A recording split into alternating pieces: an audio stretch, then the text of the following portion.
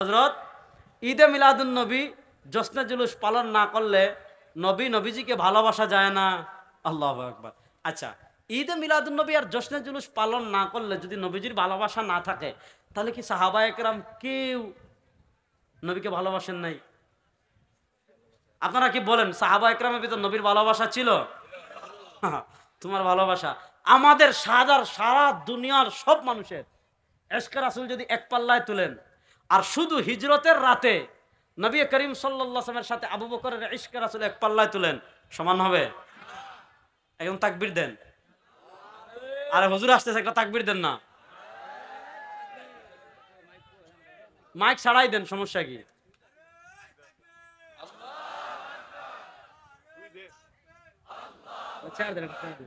বড় চেয়ারটা দেন না ভাই, আমি শেষ করি, এটা যেহেতু বিষয় আসছে।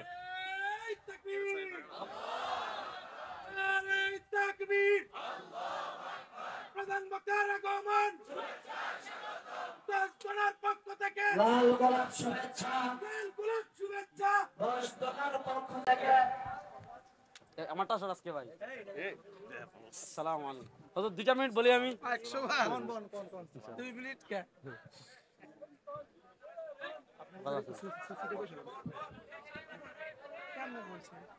আমি তো পুরো বয়ান এটাই ছিলাম, এমনি আপনি বড়টা বসবেন।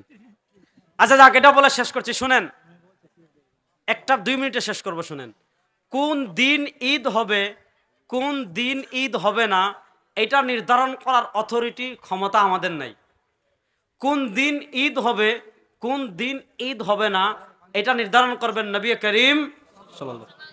এবার নবী করিম সাল্লাল্লাহু আলাইহি ওয়াসাল্লাম যে কয়েকটা দিনকে ঈদ বানিয়েছেন, এর বাহিরে কোনো দিনকে ঈদ আমি বানাতে পারবো কি না, আমরা পারবো কি না, প্রশ্ন হলো এটা।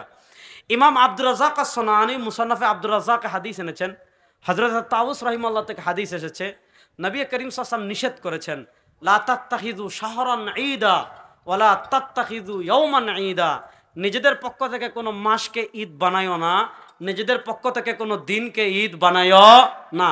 এবার বলেন, নবী করিম সাল্লাল্লাহু আলাইহি ওয়াসাল্লাম যে কয়েকটা দিনকে ঈদ বানিয়েছেন, এর বাহিরে কোনো দিনকে ঈদ বানানোর অনুমতি নবী করিম সাল্লাল্লাহু আলাইহি ওয়াসাল্লাম আমাদেরকে দিয়েছেন না নিষেধ করেছেন? তিনি বলেছেন লা তাত্তাখিযু ইয়াওমান ঈদা, নিজেদের পক্ষ থেকে কোনো দিনকে ঈদ বানাইও না। এজন্য ইসলামের ইতিহাসে দেখবেন নবী করিম সাল্লাল্লাহু আলাইহি ওয়াসাল্লাম যে কয়েকটা দিনকে ঈদ বানিয়েছেন, এর বাহিরে আরেকটা ঈদ পাবেন।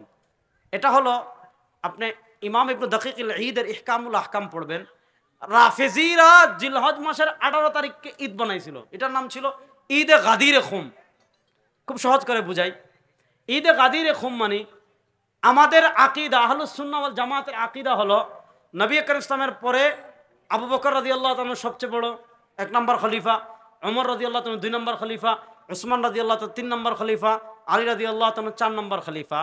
রাফিজিরা তাফজিলু আলীন আলা শাইখাইন, রাফিজিদের আকীদা হলো আল্লাহ নবী ইসলামের পরে খেলাফতের সবচেয়ে বেশি হকদার ছিলেন আলী, হযরত আবু বকর আর ওমর জোরপূর্বক খেলাফত ছিনিয়ে নিয়েছেন।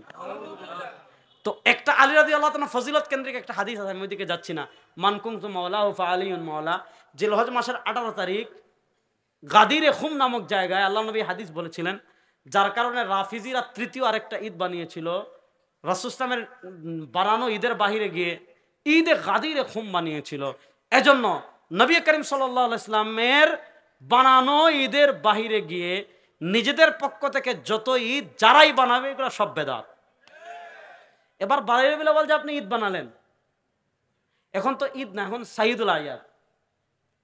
আপনি 12 রবিউল আউয়াল ঈদ একটা দলিল দেখেন তো, যেগুলো বলবেন এগুলো সব বিকৃতি। কুল বিফাদলিল্লাহি ওয়া রাহমাতিহি ফাবিযালিকা ফালইফরাহু, সব বিকৃতি।